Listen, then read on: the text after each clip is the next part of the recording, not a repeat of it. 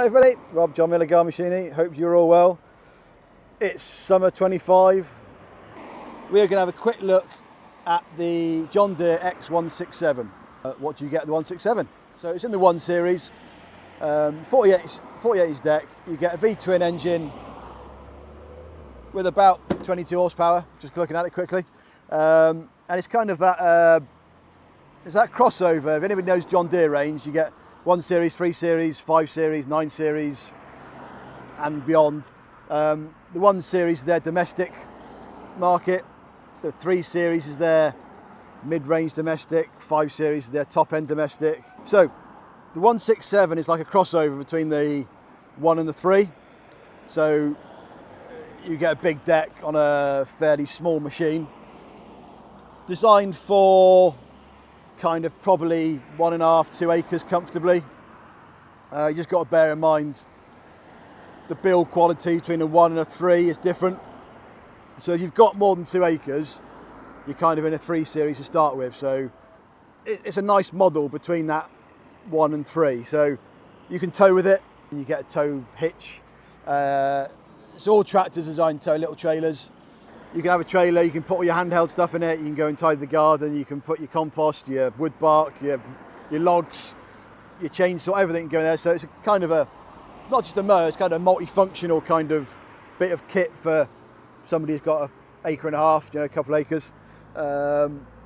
Basic machine like all the John Deere 1 Series, hydrostatic gearbox, brake on the left, integrated choke when you start in, petrol machine. You can have it in a side discharge, which is obviously you've got 2 blades and these go in the same way, just chuck it out the side, and you can get a mulch flap that goes on it. It's a basic mulch flap that just keeps it in the deck. You can also, if you want to, buy a deluxe mulch kit. So that's if you're going to mulch all the time. For versatility, I'd have it like this with a basic mulch kit on the side. So that's what you get. And when I say basic, I don't mean like it's just bog standard and boring. The John Deeres, as a lot of you probably know, are set at a level probably above quite a few manufacturers. Not to say that other manufacturers are wrong, because we sell those as well. It's just everybody's got a budget. I'm not going to lie, we're not going to beat around the bush. John Deere's expensive, but you do get a robust tractor for of what you're getting, basically. So as I say, it's a nice sort of all-rounder. So we're going to do a bit of mowing. The caveat is there's not a lot of grass around. So we're going to try and just mow some of this down to tidy up, basically, take the weeds down. And then I'll come back at the end and just let you know how it's done.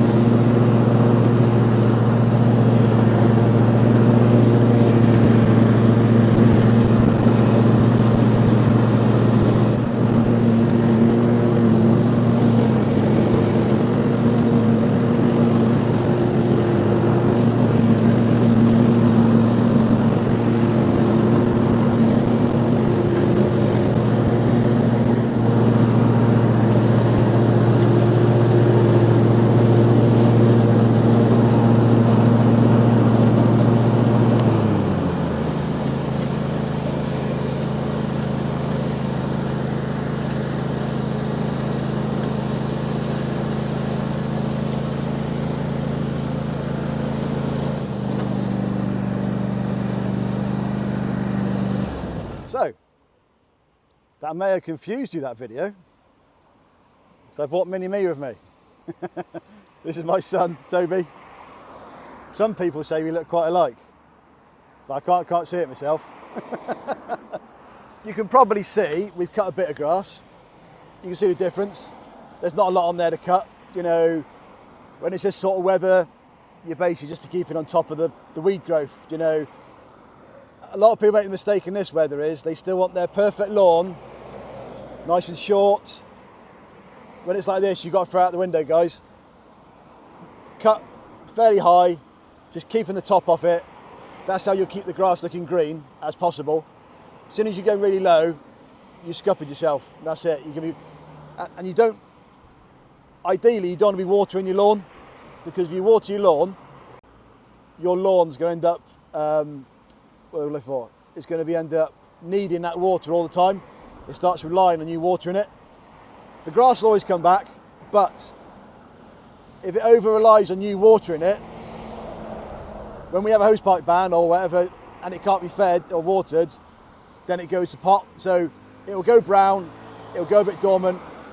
You've all noticed, we get a couple of days of rain, it will come back again. It's fine, okay? Unless you've got new turf, then you need to water the grass. That's the caveat. So that's the John Deere X167. Covers the ground quite nicely. You will have to drive a bit slower because you're only taking off the wispy bits. Yes, you've got 3 blades under there, but there's a few bits you see we've missed. You'd have to just slow that speed down, otherwise the blades can't cut the weeds quick enough, you know, because you're going too quick over it. But on the whole, you know, it's tidied it up.